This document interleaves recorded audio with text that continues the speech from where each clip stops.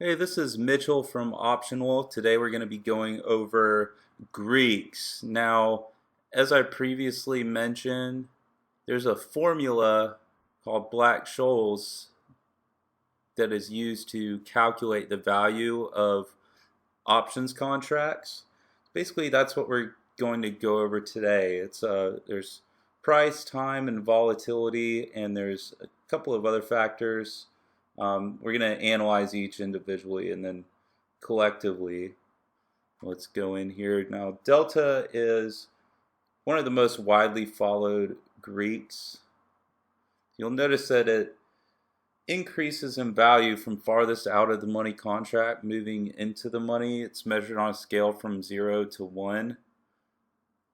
So in theory, an at the money contract would be at a 0.5 delta or 50 delta depending on what platform you're using. So positive deltas mean the position will increase in value if the stock price increases and vice versa. It's essentially used to estimate how much that contract is going to change with a $1 move in the underlying stock. So basically, let's say a contract with a 67 delta, a lot of people use it as a probability to estimate whether the contract will expire in the money. So a contract with a 67 delta in that scenario would have a 67% chance of expiring in the money.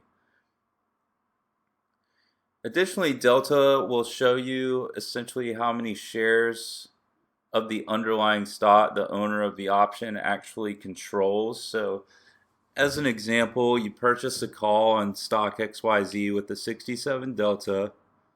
You paid $335 for the call, $335. So if XYZ moves from 87 to 88, what will that option be worth? Being that it's at a 67 delta, it's going to move 67 cents, making it worth 402.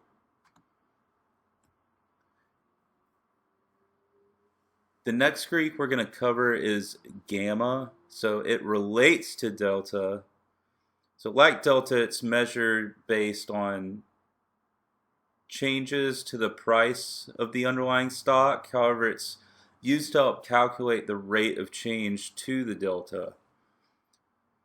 So as the stock moves by $1, delta will move by gamma. And this is a measure again on 0 to 1. So gamma is always a positive number because it will cause a positive delta to increase and a negative delta to decrease. And that gamma risk will get bigger closer to expiration. So let's use an example, and we're going to use this example throughout.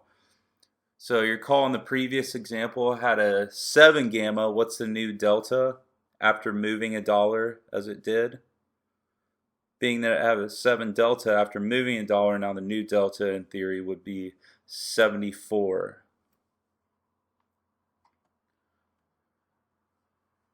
So theta, this Greek shows the change in option value based on the passage of time.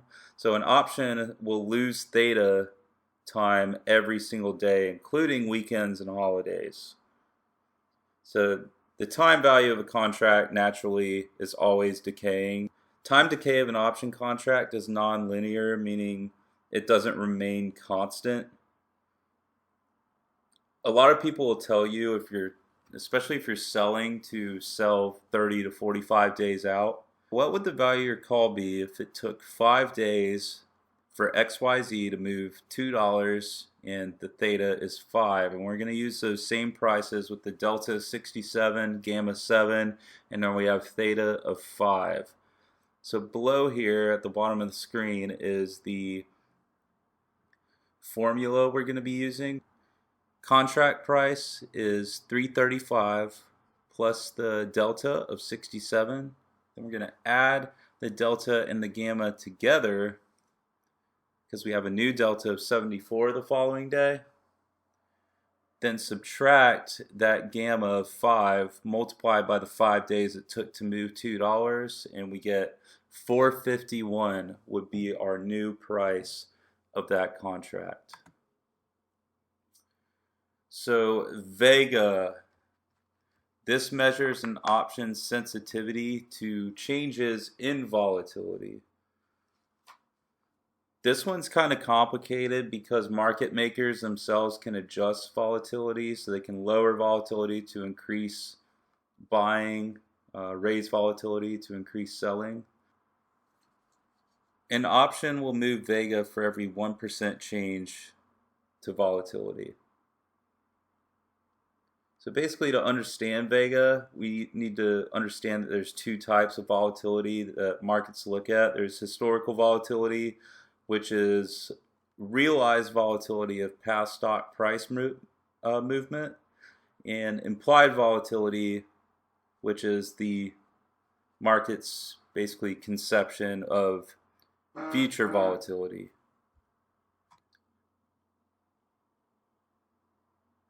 So options are forward-looking vehicles. They're bought and sold based on what traders think may or may not happen to future prices. So implied volatility does matter here, and many people mistakenly compare implied volatility to historical volatility to see if an option is priced well. These two aren't directly correlated to one another. Analysis should focus on comparing implied volatility to historical normal levels of implied volatility.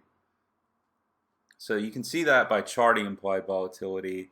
Now another thing to cover that I believe is important, implied volatility has a big influence on long dated and out of the money options. So honestly, professionals don't trade leaps anything past a year.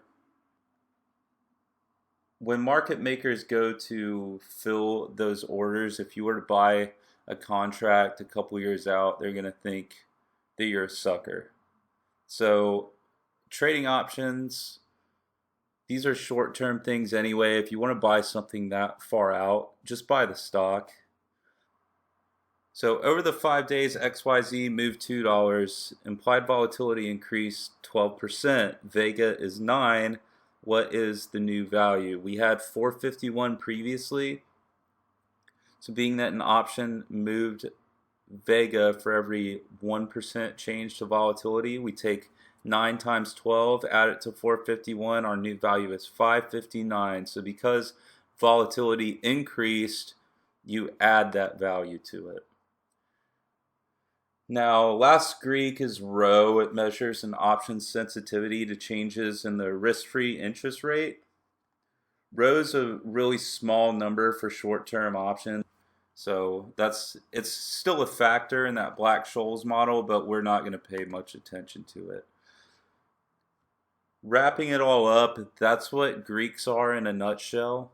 I could go on all day about it, but obviously I'm not going to. If you have any questions or anything, feel free to blast it out to our group. That was the Greeks video. Trade safe.